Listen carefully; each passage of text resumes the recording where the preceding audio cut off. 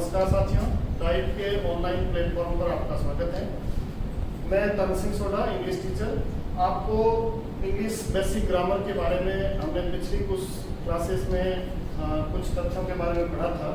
उसमें विशेष रूप से हमने पार्ट ऑफ स्पीच की चर्चा की थी और उसके अंतर्गत हमने नाउन, उसका यूज और फिर उस नाउन का जो सेंटेंस में कहाँ पर प्रयोग होता है, इन सब बातों के बारे में पढ़ा था। आज हम एक बेसिक तथ्य के बारे में अध्ययन करेंगे, वो है सेंटेंस। सेंटेंस किसी भी लैंग्वेज में बहुत महत्वपूर्ण भूमिका निभाता है और वैसे हमारे लैंग्वेज की स्टडी हम जब करते हैं तो हमें वहाँ पर सेंटेंस बनाना, पैराग्राफ लिखना, पैसेज लिखने और किसी भी प्रकार की हम स्टडी अध्ययन करते हैं तो वहाँ सेंटेंस बहुत महत्वपूर्ण भूमिका निभाता है। तो हम आज अध्ययन करेंगे सेंटेंस के बारे में कि सेंटेंस क्या होता है, कितने प्रकार का होता है और हम कौन कौन से सेंटेंस जिसके बारे में पढ़ेंगे। तो सबसे पहले हम बात करें सेंटेंस की डेफिनेशन क्या है। Combination of words that makes complete sense is called sentence. Sentence क्या होता है? शब्दों का एक समूह होता है, बहुत सारे शब्द मिलकर के सेंटेंस बनाते हैं। तो इसमें आपको ये ध्यान रखना है, कॉम्बिनेशन ऑफ वर्ड्स, शब्दों का जो समूह होता है उसे हम सेंटेंस कहते हैं। और अब ध्यान दें तो जैसे मैंने एक एग्जांपल लिखा है, the moon shines at night. एक सेंटेंस है, the moon shines at night. इसका मतलब चंद्रमा रात को चमकता है।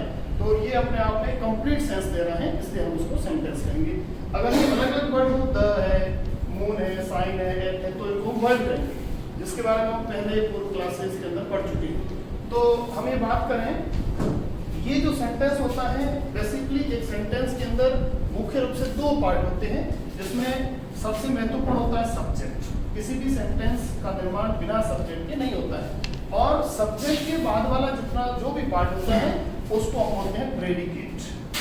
प्रेडिकेट। अब ध्यान दीजिए, सब्जेक्ट और प्रेडिकेट ये सेंटेंस के बेसिक आधारभूत तत्व है। फिर आगे जाके हम आगे बढ़ेंगे तो ये जो प्रेडिकेट होता है इसमें अलग अलग भाग होते हैं। सब्जेक्ट जो होता है, सब्जेक्ट का मतलब डूअर होता है, एक्शन, किसी भी कार्य को करने वाला, और जो कर्ता के द्वारा जो काम किया जाता है उसको हम प्रेडिकेट कहते हैं। और प्रेडिकेट का मतलब हिंदी में इसको विधेय बोला जाता है। विधेय बोला जाता है और कर्ता को सब्जेक्ट को हिंदी में हम बोलते हैं कर्ता। तो कर्ता किसी काम को करने वाला और कर्ता के द्वारा किया जाने वाला जो कार्य है उसको हम बोलते हैं प्रेडिकेट या विधेय। अब एक जो प्रेडिकेट होता है इसके बहुत सारे पार्ट होते हैं। एक प्रेडिकेट के अंदर वर्ब होता है, प्रेडिकेट के अंदर ऑब्जेक्ट होता है, प्रेडिकेट के अंदर कॉम्प्लीमेंट आता है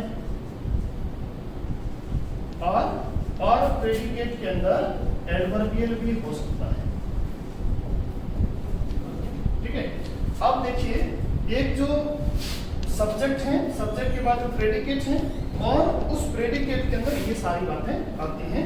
तो किसी भी सेंटेंस का निर्माण करते हैं तो उसमें अधिकतम ये सारे एलिमेंट्स हो सकते हैं। इसको हम सेंटेंस के एलिमेंट बोलेंगे। जैसे सब्जेक्ट है, प्रेडिकेट, प्रेडिकेट के अंदर वर्ब आता है, ऑब्जेक्ट आता है, कॉम्प्लीमेंट आता है और एडवर्बियल आता है। ये सब सेंटेंस के जो है वो एलिमेंट हैं, तत्व हैं, जिनके बारे में हम नेक्स्ट जैसे जैसे क्लास आगे बढ़ेगी तो इस सब के बारे में हम विस्तार से अध्ययन करेंगे। तो सबसे जो महत्वपूर्ण ये है कि कोई भी सेंटेंस, आपको और एक एग्जांपल से बता रहा हूँ, he is playing chess।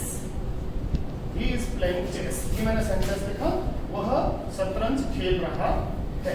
तो इस सेंटेंस का हम क्लासिफिकेशन करें तो यहाँ पर जो ही है वो सब्जेक्ट है, इज प्लेइंग है ये वर्ब का काम कर रहा है और चेस जो है वो ऑब्जेक्ट का काम कर रहा है। तो इस प्रकार से आप देखें तो इस सेंटेंस का जो निर्माण हुआ है, इस सेंटेंस के अंदर हमारे बेसिक एलिमेंट क्या है? S, B, O, subject, verb और ऑब्जेक्ट है।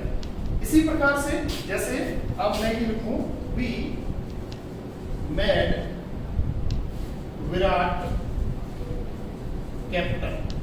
We made Virat captain. अब इस सेंटेंस को हम देखें तो इस सेंटेंस के अंदर सबसे पहले ये जो वी है इसको हम सब्जेक्ट कहेंगे, हमने बनाया ये वर्ब कहेंगे, किसको बनाया? विराट को, ये ऑब्जेक्ट है, और विराट को क्या बनाया? कप्तान बनाया, तो इसको बोलेंगे कॉम्प्लीमेंट। और कॉम्प्लीमेंट जो होता है वो दो प्रकार का होता है, सब्जेक्ट कॉम्प्लीमेंट और ऑब्जेक्ट कॉम्प्लीमेंट। अब सब्जेक्ट कॉम्प्लीमेंट उसे कहेंगे जो सब्जेक्ट की विशेषता बताए, और ऑब्जेक्ट कॉम्प्लीमेंट उसे कहेंगे जो ऑब्जेक्ट की विशेषता बताए। यहाँ पर देखिए हमने विराट को कप्तान बनाया, हमने कप्तान किसको बनाया, विराट को, ना कि सब्जेक्ट को बनाया। तो यहाँ पर जो है वो ये जो विराट है वो ऑब्जेक्ट हो। जैसे सब्जेक्ट कॉम्प्लीमेंट की बात करें, जैसे मैंने लिखा he is a teacher, he is a teacher. अब इस सेंटेंस के अंदर आप देखेंगे तो यहाँ पर जो है ही जो है वो सब्जेक्ट है, इज यहाँ पर वर्ब का काम कर रहा है, और यहाँ पर जो इज है वो हेल्पिंग वर्ब या ऑक्सिलरी वर्ब ना होकर के मेन वर्ब का काम कर रहा है। और अ टीचर है ये कॉम्प्लीमेंट है, और कॉम्प्लीमेंट कैसा है, सब्जेक्ट को। क्यों है, क्योंकि टीचर को का काम करने वाला कौन है, ही है, मतलब ये सब्जेक्ट की विशेषता बता रहा है, इसलिए इसको सब्जेक्ट कॉम्प्लीमेंट कहेंगे। और बहुत सारे ऐसी चीजें होती हैं, जैसे एक सेंटेंस में ऐसा लिखता हूं जिसके अंदर सारे पार्ट आते हैं, जैसे he considered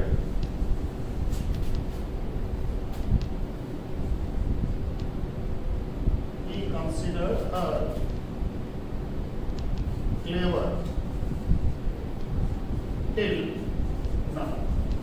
अब ये सेंटेंस देखिए, he considered her clever till now। इस सेंटेंस में देखेंगे तो इस सेंटेंस में हमारे पास में ये जो आया है सब्जेक्ट, वर्ब, ऑब्जेक्ट, कॉम्प्लीमेंट और एडवर्ब, ये पांचों पार्ट ही इसके अंदर काम करेंगे। पांचों पार्ट इसके अंदर जैसे कैसे हैं, ही जो सब्जेक्ट है, ठीक है, और कंसीडर्ड ये वर्ब है, हर क्या है, ऑब्जेक्ट है, और क्लेवर कौन है, हर है, हर मतलब ऑब्जेक्ट है, और ऑब्जेक्ट के बाद में क्लेवर आया है, मतलब इसका अर्थ ये है कि ही कंसीडर्ड हर, वो उसको मानता था, क्लेवर यानी चतुर, टिल नाउ है अभी तक, वो उसको अभी तक चतुर मानता था। तो यहाँ पर जो ऑब्जेक्ट है हर है, अब चतुर कौन है, हर है, तो यहाँ पर जो है ये ऑब्जेक्ट कॉम्प्लीमेंट हो गया। और टिल नाउ ये एडवर्बियल है। अब एडवर्बियल जो है वो एडवर्बियल जो काम कर रहा है वो एक अलग प्रकार से ये एडवर्बियल उसको कहा जाएगा, और ये एक समय सूचक शब्द है। तो इस प्रकार से हम इस सेंटेंस के अंदर हमारे ये सारे पार्ट आते हैं।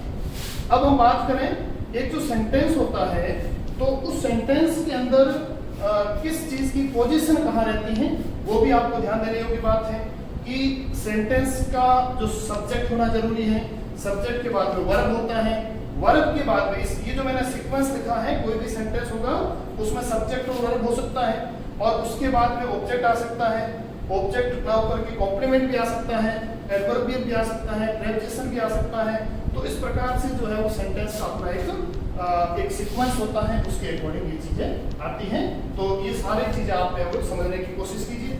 आगे मैं और बात करूंगा, इन्हीं के बारे में बात करते हैं।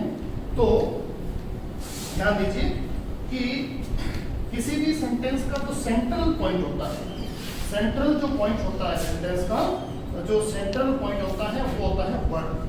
कि बिना वर्ब के कोई वाक्य जो है वो बनना संभव नहीं। वर्ब होना सेंटेंस के अंदर बहुत जरूरी है, और वर्ब नहीं है तो सेंटेंस का निर्माण संभव नहीं होता है। इसलिए हम बिना सब्जेक्ट के काम कर सकते हैं, लेकिन वर्ब के बिना काम नहीं होगा। जैसे बिना सब्जेक्ट के कैसे हैं, जैसे मैंने लिखा कम हियर। अब इस सेंटेंस के अंदर वर्ब है, सब्जेक्ट आपको दिखाई नहीं दे रहा है, और ऐसा जो सेंटेंस है इंपरेटिव सेंटेंस है, और इसके अंदर जो वर्ब से सेंटेंस स्टार्ट होते हैं, जैसे कम हियर है, स्टैंड अप है, गेट आउट, सिट हियर,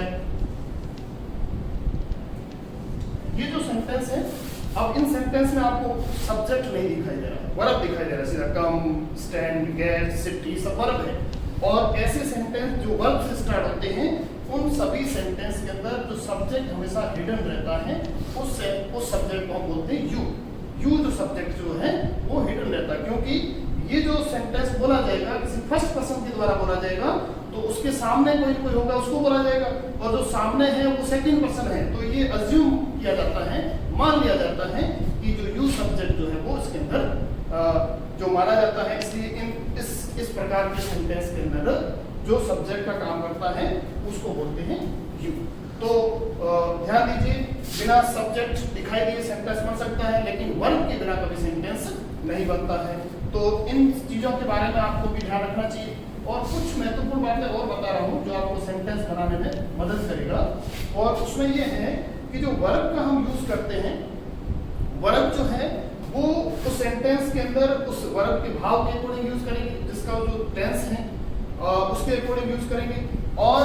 और ध्यान दीजिए, हमेशा हम ध्यान रखेंगे जो वर्ब जो होती है, इस वर्ब से जो पहले होगा, वर्ब से जो पहले होगा वो हमेशा सब्जेक्ट होगा।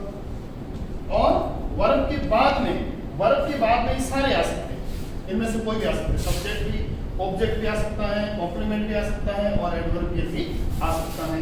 ये सारी चीजें आपको जो है वो इस संदर्भ में ध्यान रखनी है। और अब हम बात करते हैं kinds of sentence. Kinds of sentence, वाक्यों के प्रकार। अब वाक्यों के प्रकार की बात करें तो हम बात करें तो यहाँ 4 प्रकार के वाक्य होते हैं। और 4 प्रकार के वाक्य, जिसमें हम सबसे पहला बात करें assertive sentence, number 2 interrogative sentence, number 3 imperative sentence और नंबर 4 एक्सक्लेमेटरी सेंटेंस। ये 4 टाइप के सेंटेंस होते हैं। तो इन सभी सेंटेंस के बारे में हम नेक्स्ट क्लास में बात करेंगे। तब तक के लिए बहुत